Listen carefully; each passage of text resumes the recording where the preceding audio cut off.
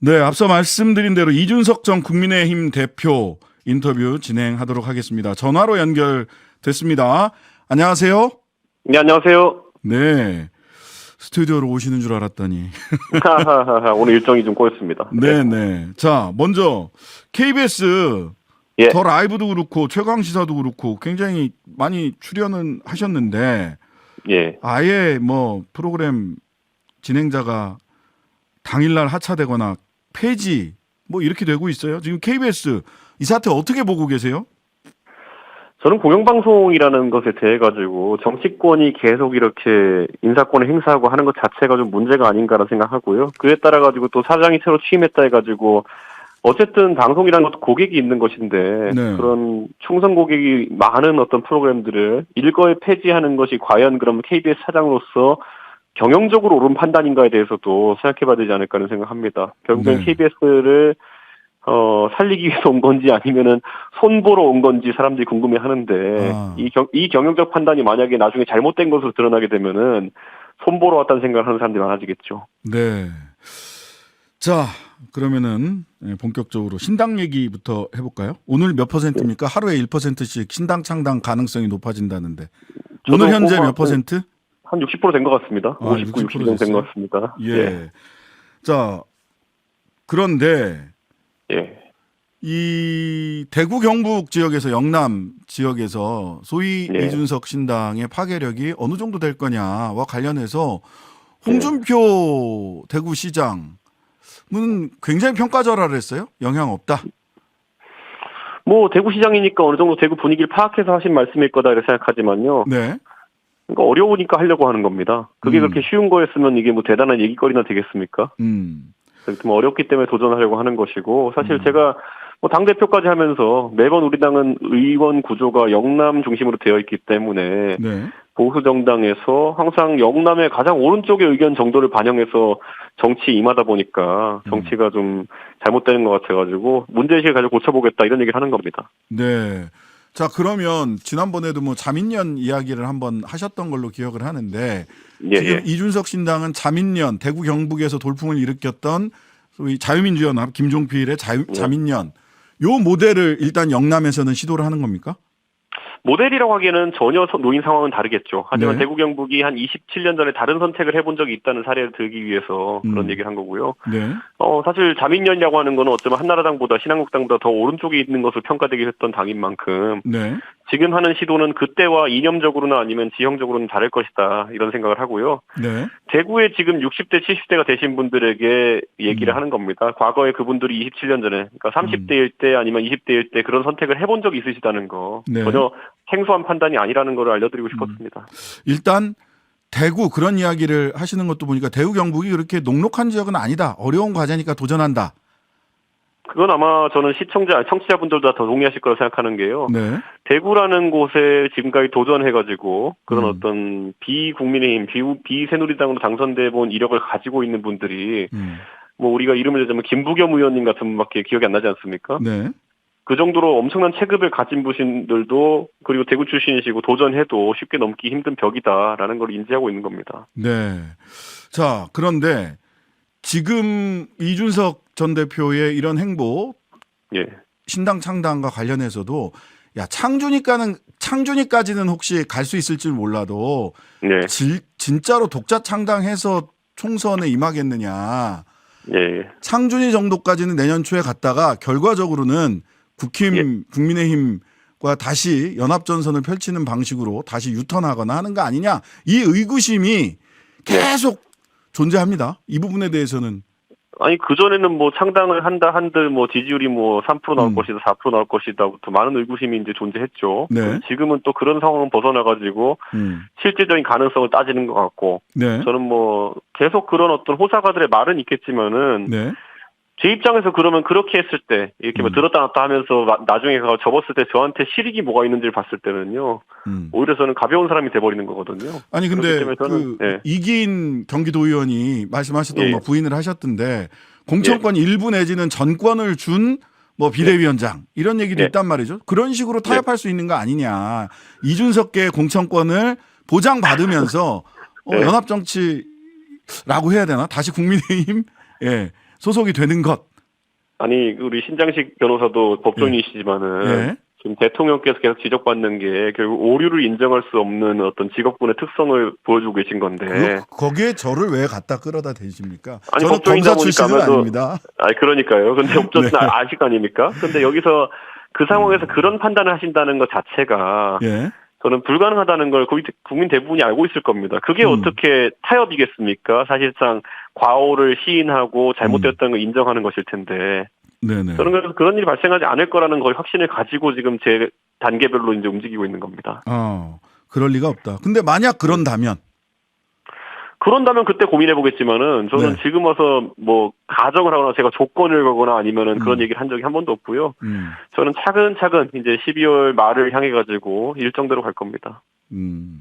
그런다면 만약 공천과 관련된 정권을 주고 그럼 사실상 대표로 복귀하는 것과 다름이 없는 대표보다 더 센 권한을 가질 수도 있는 건데 그렇게 되면 그때 가서는 고민해 보겠다. 아니 그때가 만약 그렇게 되면요. 우선 예. 저는 다 제가 예전에 유혈입성이라고 표현한 적이 있는데요. 네네. 다 쳐야죠 그러면은 그거 하라고 하는 걸 할 수 있겠죠. 다 치는 거. 이전에 그 뭐 털 싹 깎아야 된다 했던 윤핵관 싹 제거하는 거. 그렇죠. 그러니까 그런데 그런 목적이라면은 뭐 제 개인적인 당선이나 뭐 이런 게 아니라 그런 목적이라면 할 수 있겠지만은 지금 네. 입장에서 그러면 뒤집어 말하면은 지금 인요원 위원장도 여러분 그냥 알아서 죽으세요 이랬는데 누가 듣습니까 그거를? 네네네. 그런데 만약 이준석을 그런 위치로 만약 놓게 되면은 자기 다 죽는다는 걸 알 텐데 그럼 그 사람들이 동의하겠습니까? 그러니까 불가능하죠. 예. 불가능하다. 예. 알겠습니다. 그러면은 신당으로 넘어가서 신당으로 간다면 노선이 대의와 노선이 뭐냐 그리고 함께하는 사람이 누구냐 이 두 가지가 가장 큰 질문일 것 같아요. 그렇죠. 예. 근데 저는 이렇게 봐요.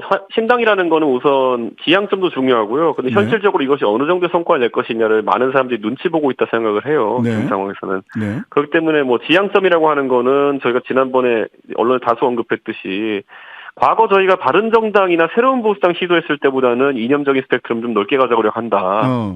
그때는 개혁보수라는 모토를 달고 갔었거든요. 그렇죠. 근데 개혁보수, 이제 보수의 개념 자체가 모호해지고 있어요. 예를 들어, 윤석열 정부 시절에 보수의 이념 이러면서 이념을 앞세워가지고 했던 일이 뭐냐면 뭐 홍범도 흉상 치우고 이런 거잖아요. 네. 저는 그래서 유권자들한테 보수의 이념이라는 것 자체가 굉장히 희박해져 가고 있다는 생각을 어느 정도 합니다. 그래서 그걸 내걸고 정당이 앞으로 갈 수는 없다. 그러니까 뉴라이트 사관이 어쩌면 보수의 이념인 것처럼 돼버렸어요. 네네. 그런데 그것보다는 좀 더 확장적이고 무엇보다도 우리가 중도라 보통 표현하지만은 어느 정도 정책적으로 이제 복지나 이런 것까지 포함한 따뜻한 보수의 개념 정도까지 가지 않을까 이런 생각을 합니다. 예. 금태섭 전 의원과 김종인 전 위원장이 전 비대위원장이 이제 같이 세 분이 만났는데 네. 그 금태섭 전 의원은 이전에 계속해서 양당 기득권 정치를 혁파하는 것이 상식과 합리적인 정치를 만드는데 관건이다. 네. 이렇게 얘기를 해서 제3지대를 주로 얘기를 했고 지금 이준석 전 대표는 개혁보수 내지는 따뜻한 보수 즉 국민의힘을 결과적으로 대체하거나 국민의힘에 다시 국민의힘을 접수하는 것이 궁극적인 목표 지점인 것 같은데 그런 면에서 서로 가야 될 방향이 좀 다르지 않나요? 어때요? 저는 근데 금태섭 의원이 했던 구호가 네. 지금까지 한 2, 3개월 된 것 같은데 네. 그다지 큰 울림을 사람들한테 주지 못했던 이유는 네. 너무 좀 천상계 얘기를 하신 것 같아요. 제3지대 얘기가 예. 그러니까 뭐 이것도 저것도 싫으면 여기다 뭐 이런 거 저희 많이 보지 않았습니까? 네네. 근데 그것보다는 저는 지금 국민들에게 가장 당면한 위협이라고 하는 것이 결국에는 윤석열 정부의 실정에 대해 가지고 민주당도 어느 정도 맥없이 지금 대응을 하고 있고 네. 결국에는 가장 앞장서 가지고 용기 있게 이런 말들을 해왔느냐에 대해서 국민들이 평가를 하고 있다 이렇게 보거든요. 저는 그래서 뭐 지금 시점에서는 우리가 무슨 지향점이 나타내는 것도 중요하지만은 네. 현실의 위협에 대해 가지고 얼마나 용기 있게 이야기를 하느냐가 앞으로 좀 관건이 되지 않을까. 우선 선거를 앞두고는 그런 생각을 합니다. 그럼 반윤석열 정당입니까? 뭐 그게 지금 윤석열 대통령이 하는 것에 대해 가지고 많은 사람들이 위협을 느끼기 때문에 그게 그렇게 부각될 수밖에 없는 구조이긴 하죠. 그런데 앞으로 저는 지금 대한민국 정치에 참여하는 모든 정파가 각자 입장을 밝혀야 될 그런 시기가 온다 봅니다. 예를 들어 이번에 우리가 쌍특검이라고 보통 표현하는 55클럽과 그다음에 김건희 여사에 대한 특검 같은 경우에 국민의힘은 어떤 입장을 가질 것인지 아니면 민주당은 어떤 입장을 가질 것인지 제3신당을 추진한다고 하는 각각 정파는 어떤 입장을 표시할 것인지 이런 거에 따라 가지고 국민들의 시각이 많이 달라질 거다 이런 생각을 합니다. 네. 자, 그러면 뭐 방향은 사실상 누가 더 선명하게 윤석열 대통령과 싸울 수 있느냐 여기에서 승부를 보겠다라는 것처럼 보이는데 당장 선거를 앞두고는 뭐 다른 가치 지향이 있으시겠지만 누구랑 함께 합니까? 천하용인, 천하람 순천 당협위원장도 좀 유보적이던데 신중하던데 누구랑 하는 겁니까? 그건 당연히 제가 아까 말씀드렸던 것처럼 한 12월 중순쯤까지 됐을 때 신당이 어떤 형태로 갔냐에 따라 가지고 많은 사람들이 판단할 거다 이렇게 생각합니다. 아직은 눈치 게임 중이다? 당연하죠. 그거는 저라도 그랬을 겁니다. 네. 그렇기 때문에 다만 천하용인 같은 경우에는 아주 세밀하게 계획을 공유하고 있기 때문에 그런 부분을 더 잘하는 상태에서 움직이는 거고요. 당장 지금 뭐 민주당의 김영계 이런 분들 얘기도 나오지만요. 제가 알기에는 뭐 얼마 전까지만 해도 뭐 우상호 의원 같은 경우에는 움직임이 없을 거다 이렇게 얘기했는데 당장 그 안에서 이제 내부 모임 같은 것도 만들어지고 5명 정도의 의원님은 움직일 수 있다는 얘기가 나와요. 그리고 이제 현실적으로 그렇게 되어가는 것 같은데 저는 앞으로 한 12월 정도 때까지 굉장히 변동이 많을 거다 이렇게 보고 누구와 함께하냐에 대해 가지고는 말 그대로 각 정파를 대표하는 사람들끼리 굉장히 깊은 대화를 해야 될 겁니다. 그래가지고. 그래서 저는 그 시기는 아마 12월 중순쯤에 많이 이제 갈림이 있지 않을까 생각합니다. 아니, 물론 일단 비명계 쪽에서 이원우 의원이 뭐 철학과 살아온 길이 달라서 이준석 전 대표와 함께 하기는 쉽지는 않다. 뭐 이런 얘기를 또 그 언론에서 하기는 했는데 어쨌든 12월 달까지는 지켜봐야 된다. 저는 그런데 뭐 사실 제 입장에서는요. 지금 정당을 차린 데 있어가지고 저희가 바른미래당 양을 해보지 않았습니까? 그런데 그때 너무 이질적인 조합은 어떤 결과를 낳는지를 저희가 많이 봤어요. 그렇기 때문에 저는 이원우 의원님에 대해 솔직히 말하면 잘 모릅니다. 이념적 지향이 어떠신지를. 그런데 본인이 그렇게 판단하신다면 어쩔 수 없는 거죠.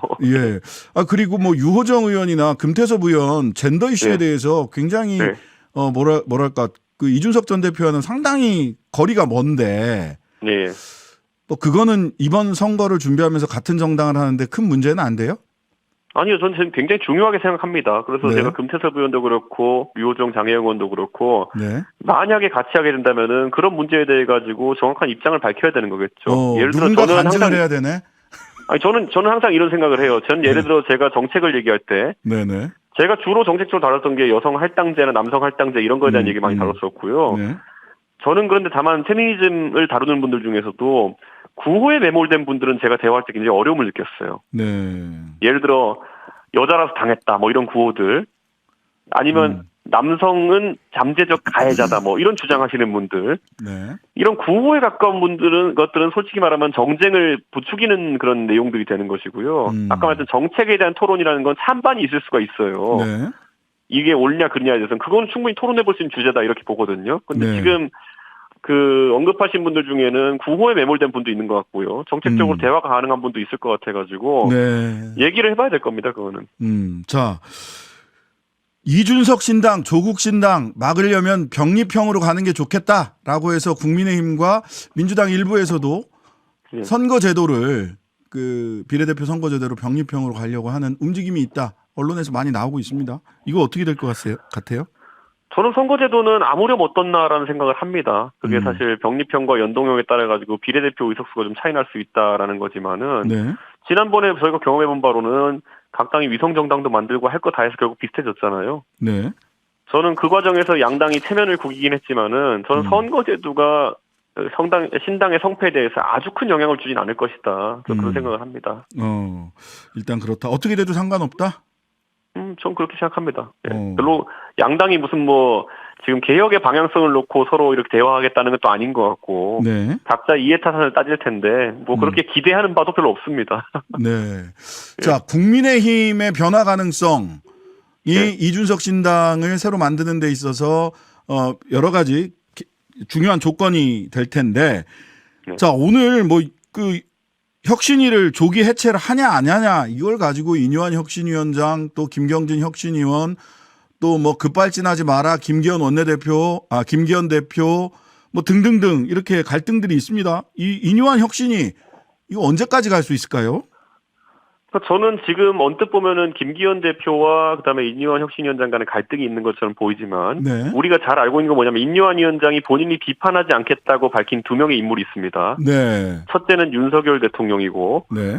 두 번째로는 참 좋은 사람이라 표현하는 이철규 의원이 있습니다. 네네네. 인요한 위원장이 다른 사람한테는 다 할 말 다 하고 윤핵관한테는 지금 뭐 매를 때린다부터 지금 별 얘기 다 하거든요. 네. 그런데 그 둘에 대해서는 얘기 안 한다라는 게 무슨 의미인지 이미 정치권에서 파악이 끝났다고 봅니다. 그럼 이거는 결국 김기현 대표의 거취를 놓고 압박에 들어간 것이다라는 해석을 할 수 있다 저는 이렇게 봅니다. 네. 자, 장제원 의원이 거의 뭐 겉으로 보기에는 시위를 하듯이 산악회도 가고 오늘은 간증, 교회에서 간증하는 영상도 편집해갖고 자기 장제원 TV에 올리기도 했어요. 네. 이게 뭐 윤핵관 또 하태경 의원은 윤핵관은 사실은 해체 수준이다 이렇게 얘기를 하는데 네. 장제원 의원이 인요한 위원장의 반기를 드는 겁니까? 약속 대련입니까? 저는 지금 상황에서는 장제원 입장에서는 저렇게 해야지만 본인이 뭔가를 또 얻을 수 있다는 본능적인 동작이 가미됐지 않았을까 생각하고요. 그런데 어쨌든 저는 장제원 의원 입장에서는 지금 뭐 신용거래가 불가능한 상태일 것이다 이런 생각을 합니다. 본인이 윤석열 대통령 옆에서 한창 붙어 있을 때 결국에는 대통령과 갈등이 있던 인사들에게 대통령이 어떤 처우를 하는지 너무 잘 봤거든요. 네네. 그렇기 때문에 분명 어떤 형태로든지 현찰 거래를 해야 될 것이다라고 생각할 것이고 그때까지 계속 저런 모습을 보일 것이고 네. 결국은 어떠한 형태의 현찰 거래를 통해 가지고 상황을 종료시키려고 할 거로 보고 있습니다. 이 현찰 거래라고 하는 것은 국회의원직이 아니라 다른 뭐 공직이라든지 이런 걸 얘기하시는 거죠? 저는 그럴 수밖에 없을 것이다 이렇게 보는 게요. 네. 저는 대통령께서 사실 신용자본이 거의 지금 바닥난 상태이기 때문에 하다못해 윤핵관이라 하더라도 뭐 어음을 받진 않을 겁니다. 어음을 받지 않을 거다. 네. 자, 결국 신당을 만든다는 건 탈당인 네. 것이고 그럼 이것도 네. 전부 다 12월 27일 전후에서 다 결정이 되는 건가요?